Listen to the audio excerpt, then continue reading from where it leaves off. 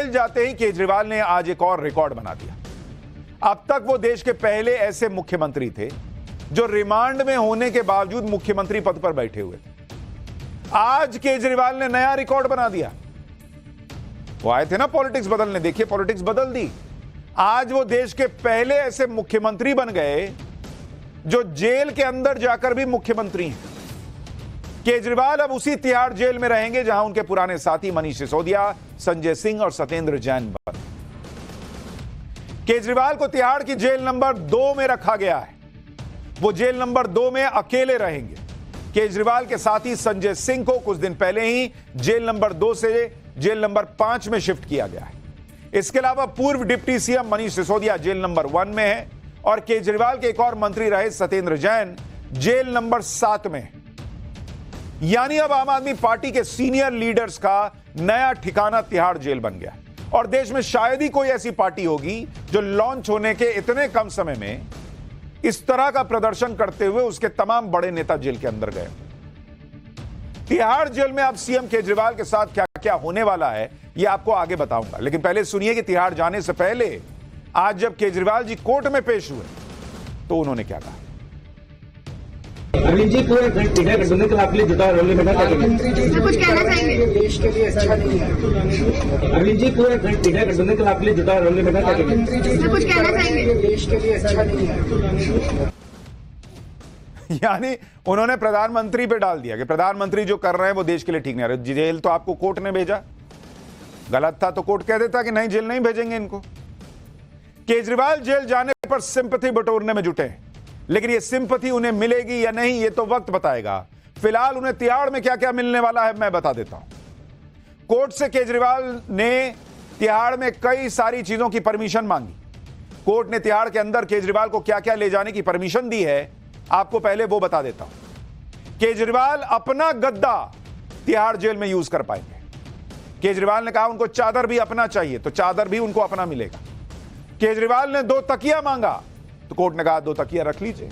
इसके अलावा रजाई और कंबल ये भी केजरीवाल अपना इस्तेमाल कर सकेंगे। यानी चादर, तकिया, गद्दा, रजाई, कंबल कुछ भी जेल का नहीं, अपना इस्तेमाल करेंगे केजरीवाल जी। केजरीवाल ने अपनी हेल्थ से जुड़ी हुई कई परमिशन भी कोर्ट से मांगी। केजरीवाल की सेहत को देखते हुए कोर्ट ने कहा कि केजरीवाल हेल्थ मॉनिटरिंग डिवाइस अंदर ले जा सकते हैं, क्योंकि केजरीवाल जी के परिवार का कहना है कि बहुत हाई शुगर रहता है, इनको बहुत बीमार है शुगर की वजह से। तो कोर्ट ने कहा कि ठीक है हेल्थ मॉनिटरिंग डिवाइस ले जाइए। इसके अलावा sugar sensor, charger, sugar machine वाला वो ले जाइए, और जो ग्लूकोमीटर होता है वो ले जाइए, सेंसर रीडर ले जाइए। इसके अलावा अगर ब्लड शुगर लेवल नीचे जाता है तो उसके लिए कई बार तुरंत टॉफी खानी पड़ती है ताकि शुगर लेवल ऊपर जाए। तो कोर्ट ने कहा ठीक है आप जेल में रहिए लेकिन टॉफी रखिए, ग्लूकोज रखिए, डायबिटीज की दवाइयां रखिए, यह सब आपको जेल अथॉरिटी दे देगा। इसके अलावा कोर्ट ने इस बात की परमिशन दे दी है कि अरविंद केजरीवाल घर का बना खाना खा सकते हैं, और इतना ही नहीं उन्हें जेल का जो पानी है वो भी नहीं पीना पड़ेगा, वो बोतल बंद पानी मंगवा सकते हैं। यानी घर का खाना पहुंचेगा, केजरीवाल वही खाएंगे, जेल का खाना नहीं खाएंगे। तो जो एक कहावत थी कि जेल की रोटी खानी पड़ेगी, जेल का पानी पीना पड़ेगा, वो जेल में रहकर भी केजरीवाल जी पे लागू नहीं होगी, क्योंकि वो घर का खाना खाते रहेंगे, घर का पानी पीते रहेंगे, या बोतल बंद बिस्लेरी वगैरह जो होता है मिनरल वाटर वो पीते रहेंगे। इसके अलावा केजरीवाल ने जेल में पढ़ने के लिए 3 किताबें मांगी। केजरीवाल जी ने कहा कि मुझे रामायण दीजिए सर, मैं रामायण पढ़ना चाहता हूं। उन्होंने कहा मैं भगवत गीता पढ़ना चाहता हूं। और तीसरी किताब उन्होंने मांगी कि हाउ प्राइम मिनिस्टर्स डिसाइड। ये 3 किताबें मैं पढ़ना चाहता हूं। अब तीनों बुक्स की परमिशन कोर्ट ने दे दी कि ठीक है ले जाइए पढ़िए। हालांकि तीनों किताबों की परमिशन यह भी दिखाती है कि शायद केजरीवाल जी को अंदर ही अंदर यह पता चल गया है कि वो लंबा अंदर गए। नहीं तो 3 किताब क्यों मांगते अगर 5 दिन, 10 दिन में, 15 दिन में निकलने वाले। 15 दिन में पढ़ लेंगे पूरा रामायण और गीता और तीसरी किताब भी। अच्छा, तीसरी किताब का नाम भी बड़ा इंटरेस्टिंग है, हाउ प्राइम मिनिस्टर्स डिसाइड। ये किताब वो पढ़ना चाहते हैं। अब या तो इस किताब से वो ये समझना चाह रहे हैं कि प्रधानमंत्री कैसे सोचते हैं, ये पता चले तो समझ में आए कि मोदी जी अब अगला क्या सोचने वाले हैं, करने वाले हैं, और नहीं तो शायद ये मैसेज देना चाह रहे हैं कि मैं तो अब यहां से निकलूंगा तो प्रधानमंत्री ही बनूंगा। खैर बॉस, उनके मन में क्या चल रहा है ये तो वही जाने, लेकिन सियासत में ऐसी मैसेजिंग कई बार की जाती है जो अरविंद केजरीवाल भी कर रहे हैं। अरविंद केजरीवाल का तिहाड़ जेल में क्या शेड्यूल होने वाला है वो भी आपको बता देता हूं। दरअसल तिहाड़ जेल में अरविंद केजरीवाल को भी वही शेड्यूल फॉलो करना होगा जो बाकी कैदियों का होता है। आप मुख्यमंत्री हैं, उससे फर्क नहीं पड़ता बॉस, आप वहां कैदी हैं तो जो बाकी करेंगे वो आपको करना पड़ेगा। तिहाड़ के शेड्यूल के मुताबिक अरविंद केजरीवाल को बाकी कैदियों के साथ सुबह सुबह 6:30 बजे उठना पड़ेगा। कैदियों को नाश्ते में चाय और ब्रेड दी जाती है। हालांकि चूंकि केजरीवाल को परमिशन है कि वो खाना घर से मंगा सकते हैं, तो उनका नाश्ता भी शायद घर से आएगा। फिर दोपहर का खाना सुबह 10:30 से 11 के बीच में मिल जाता है। उसमें आम कैदियों को दाल मिलती है, सब्जी मिलती है, रोटी या चावल मिलता है। लेकिन केजरीवाल जी का खाना घर से आएगा तो वो घर का खाना खाएंगे। इसके बाद शाम में 5:30 बजे डिनर दे दिया जाता है, तो केजरीवाल जी का डिनर भी घर से आ जाएगा 5:30 बजे। और 7 बजे सभी कैदियों को अपने बैरक में वापस जाने के लिए कह दिया जाता है। सब वापस चले जाते हैं। ऐसा नहीं कि जेल जाने से अरविंद केजरीवाल का पीछा ईडी से छूट गया। आज कोर्ट में ईडी ने बताया कि अरविंद केजरीवाल ने जांच में सहयोग नहीं किया। तो जो लोग कहते थे कि हम एक एक चीज में सहयोग करेंगे, ईडी कोर्ट में खड़े होकर कह रही है कि सहयोग ही नहीं कर रहे, सवालों के गोलमोल जवाब देकर जांच को भटकाने की कोशिश कर रहे हैं, अपने फोन का पासवर्ड तक नहीं दे रहे। इसलिए ईडी ने कोर्ट में कहा कि अगर जरूरत पड़ी तो वो फिर से केजरीवाल को हिरासत में ले सकते हैं। ऐसी भी खबरें हैं कि अरविंद केजरीवाल के आईफोन का डेटा एक्सेस करने के लिए ईडी ने मोबाइल कंपनी एप्पल से भी सहयोग मांगा। यानी ईडी से अरविंद केजरीवाल का पीछा अभी नहीं छूटने वाला बॉस।